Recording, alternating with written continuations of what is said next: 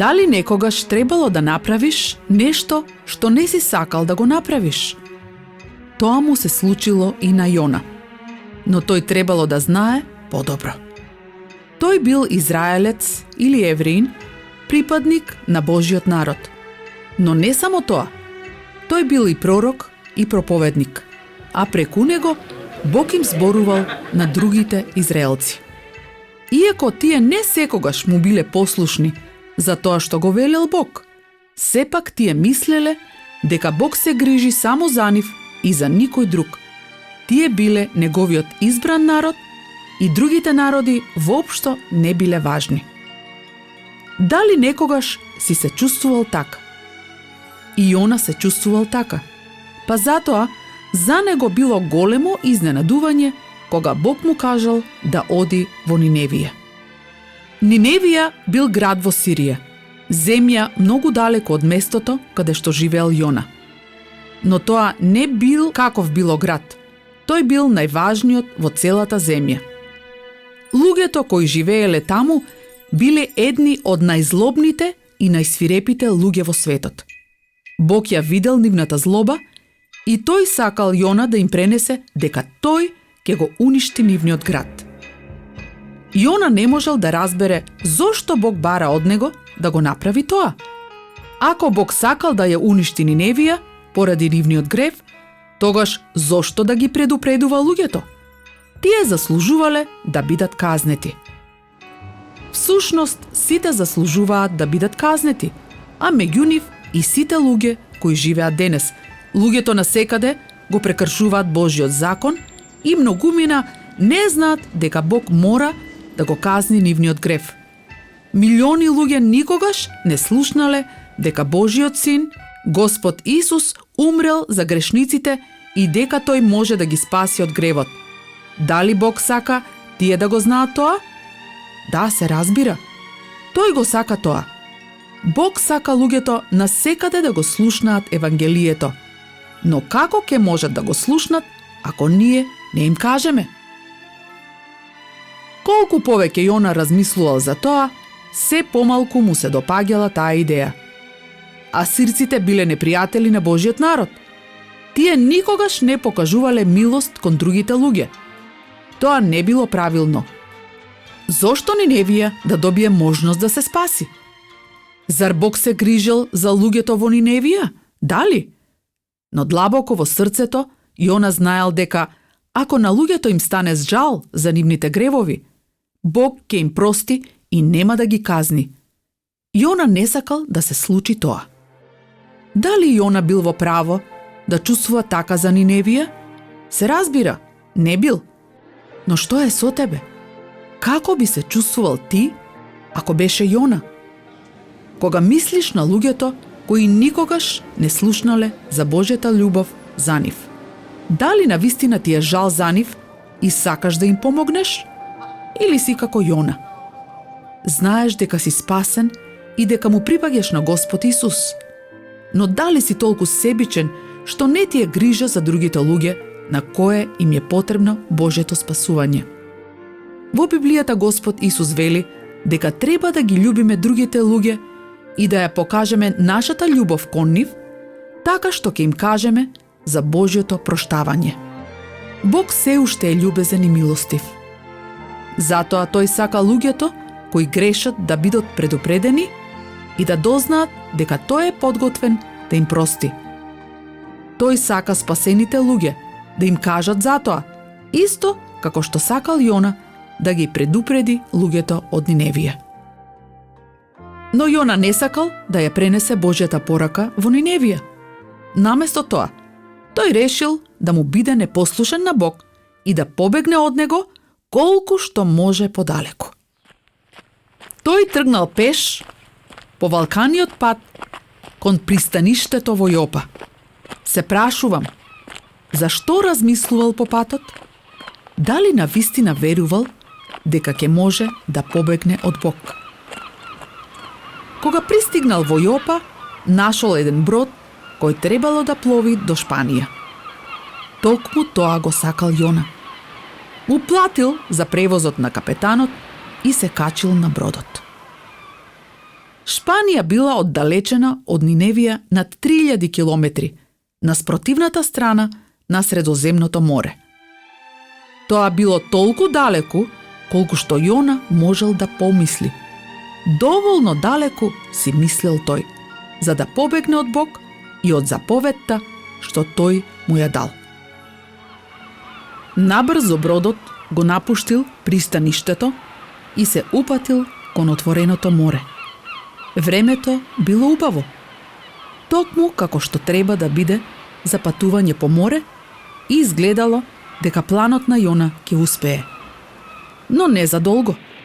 Ветрот почнал да дува посилно и набрзо големи бранови удриле во бродот, фрлајки го како играчка.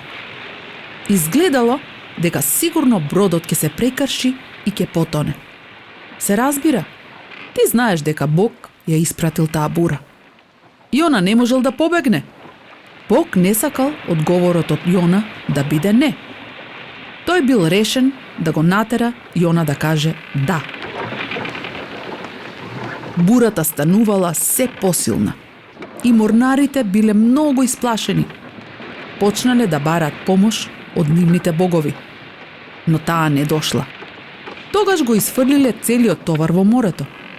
Тие мислеле дека ако бродот стане полесен, можеби ќе плови подолго. А Јона? Каде бил тој? Тој бил во внатрешноста на бродот, удобно се сместил и длабоко заспал. Капетанот го пронашол таму. Еј, станувај! Како можеш да спиеш во ваква состојба? Викнал тој. Станувај и почни да му се молиш на твојот Бог. Можеби ќе те послуша и ќе ни одговори, за да не загинеме. Морнарите направиле се што можеле. Знаеле дека нешто не е во ред. Таа не била обична бура. Мора некој да е виновен за неа и тој некој е на овој брод. Мора да го откриеме кој е тој, велеле тие. Сите морнари се собрале и набрзо дознале дека бурата се случила поради Јона.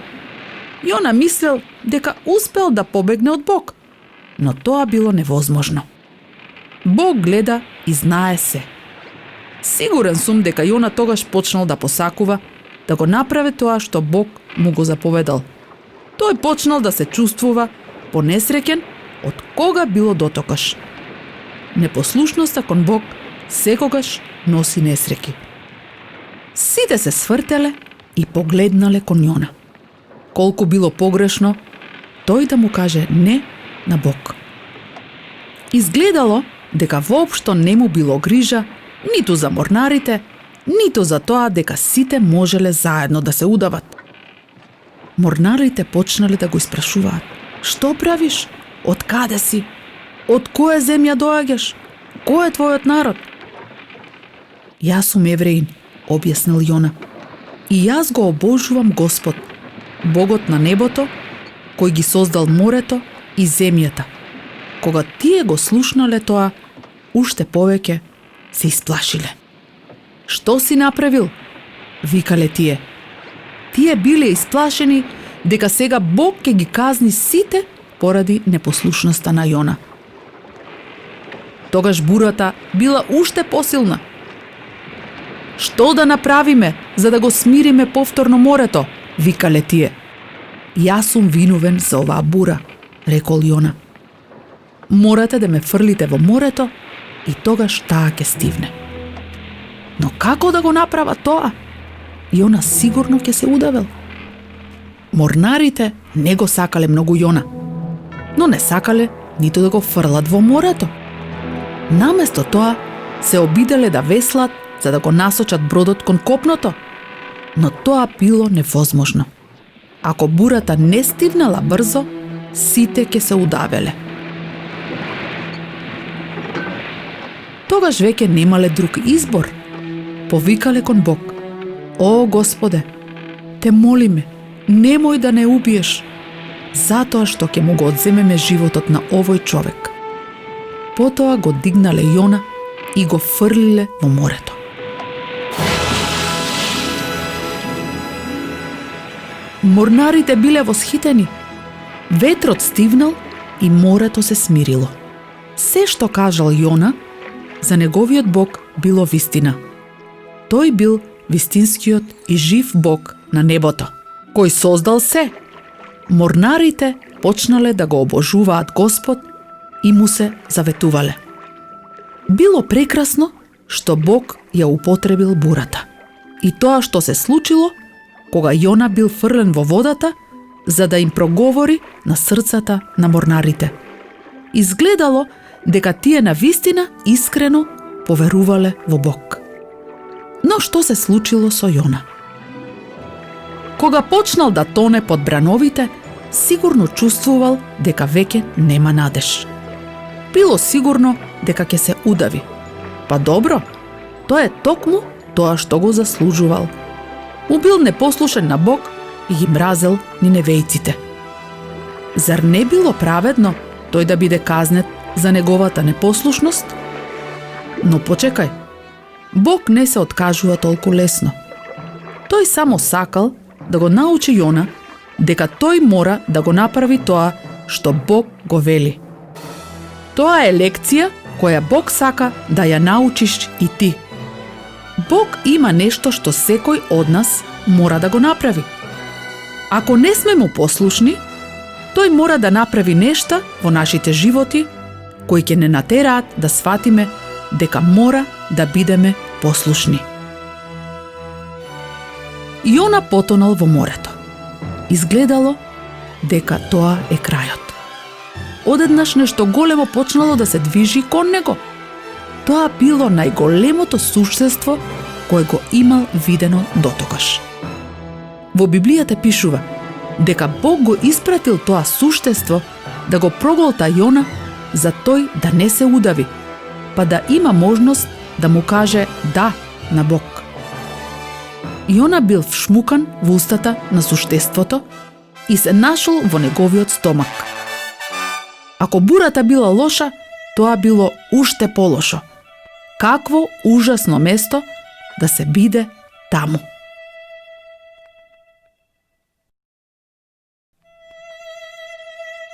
Три дена и ноќи Јона бил во тоа суштество. Се чувствувал како да е во гроб. Почнал да се моли. Тоа за Јона бил почетокот на патот назад кон Господ. Тој повикал кон Бог за да го спаси. Тогаш исто така почнал да го слави Бог, зашто бил сигурен дека тој ќе го спаси.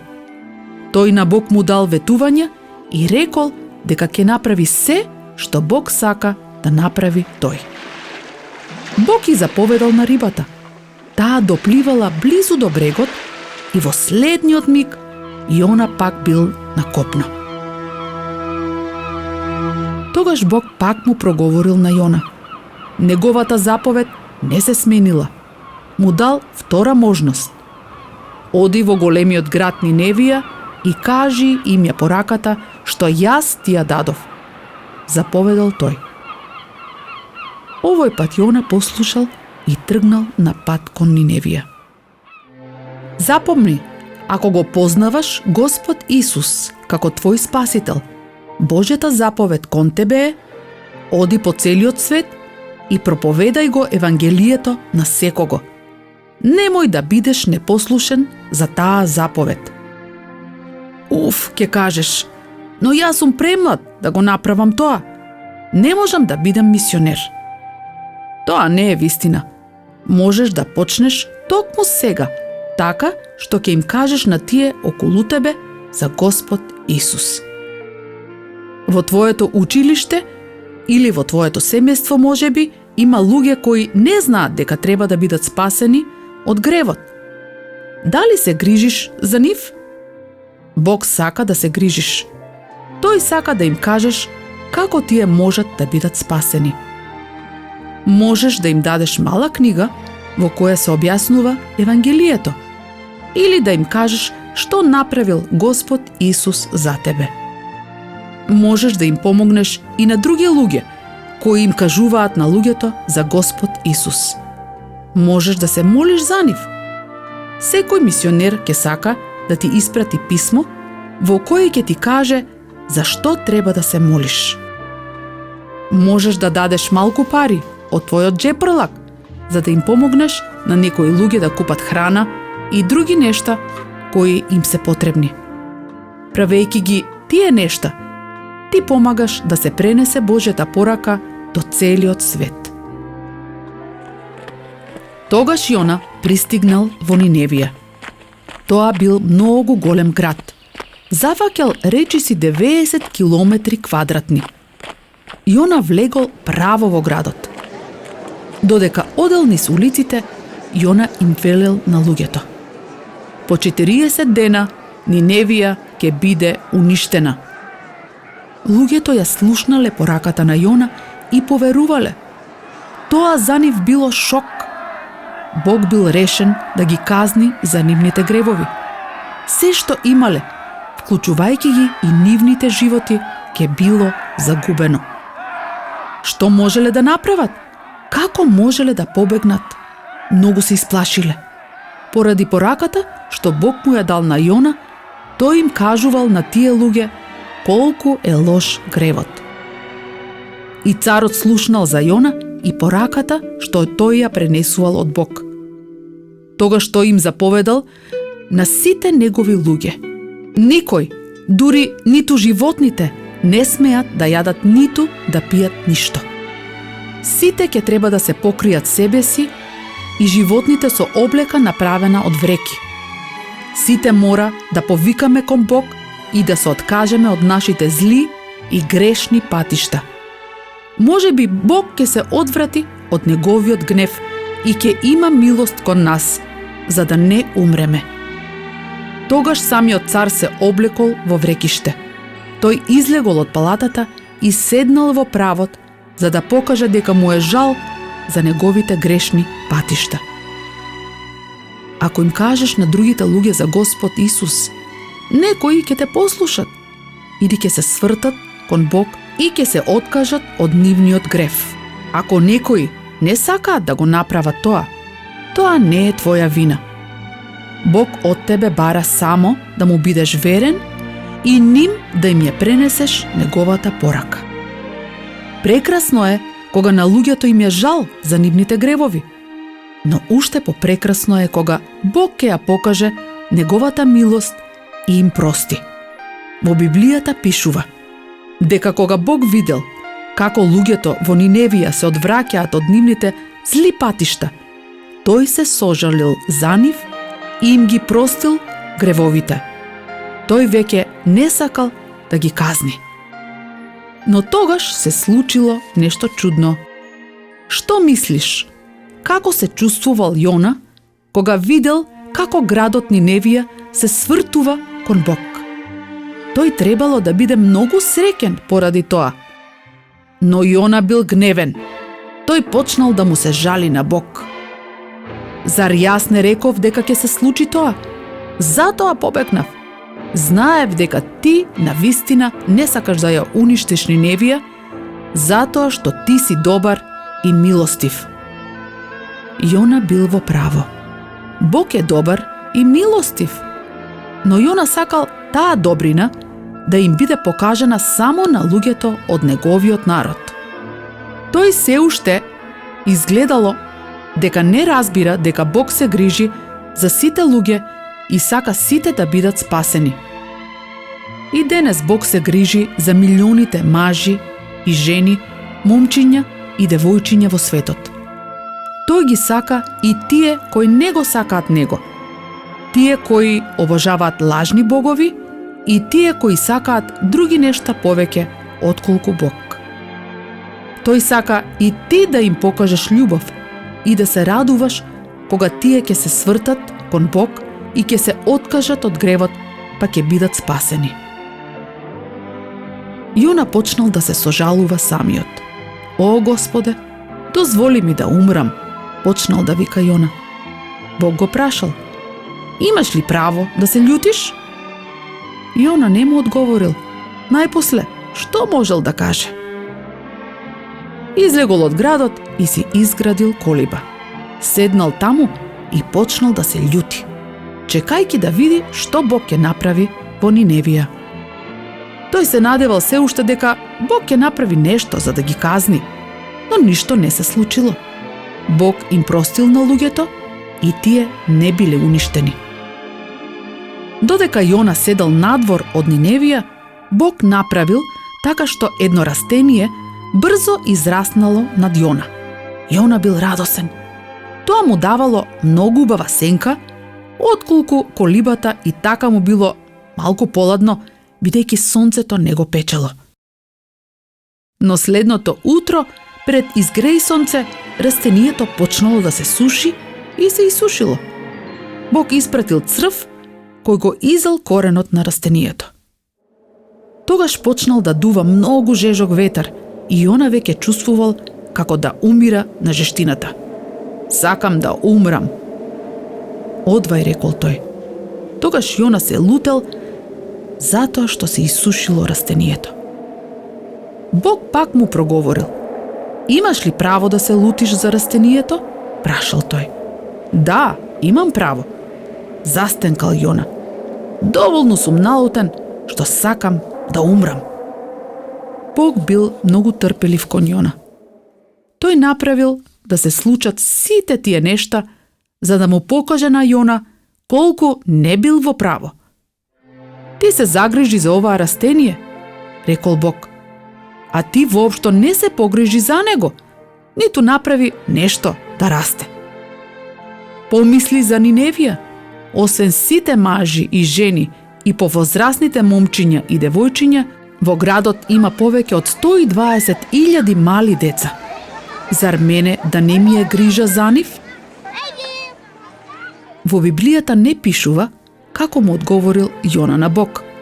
Но затоа што ја напишал книгата во Библијата наречена Книгата на Јона, можеби тој ја научил лекцијата и го сменил своето мислење за луѓето од Ниневија.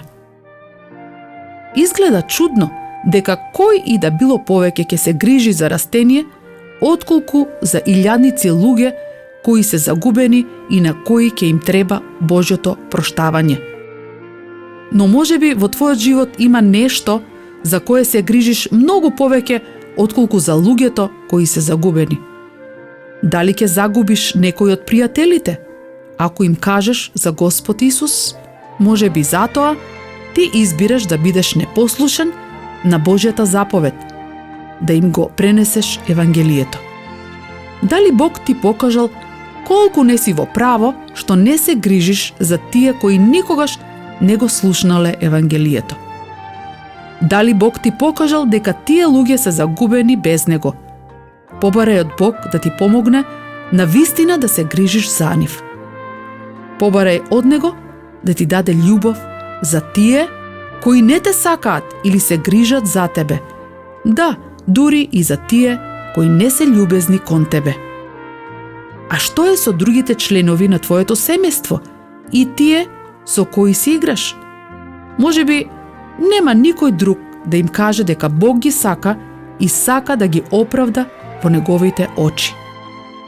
Тогаш помисли за милионите луѓе во целиот свет кои никогаш не ја слушнале радосната вест дека Господ Исус Христос умрел за нив. Бог сака да ги спаси и има нешто за тебе што ти треба да го направиш за да им го пренесеш Евангелието. Побарај од Бог на вистина да те исползува сега и да им кажеш на другите луѓе за Господ Исус Христос и секогаш да кажеш да на сето тоа што Бог ќе го побара да го направиш ти. Направи се што можеш да им помогнеш на другите мисионери кои работат во твојата и во другите земји. Ако Бог побара од тебе да заминеш од твојот дом и да отидеш еден ден да му служиш некаде, каде и да е тоа, биди му послушен и оди. Зашто оваа случка е раскажана во Библијата? Затоа што Бог сака ти и јас да научиме нешто од неа. Немој да ја направиш истата грешка како Јона. Господ Исус рекол: одете и направете ученици од сите народи, и ете, јас сум со вас секогаш.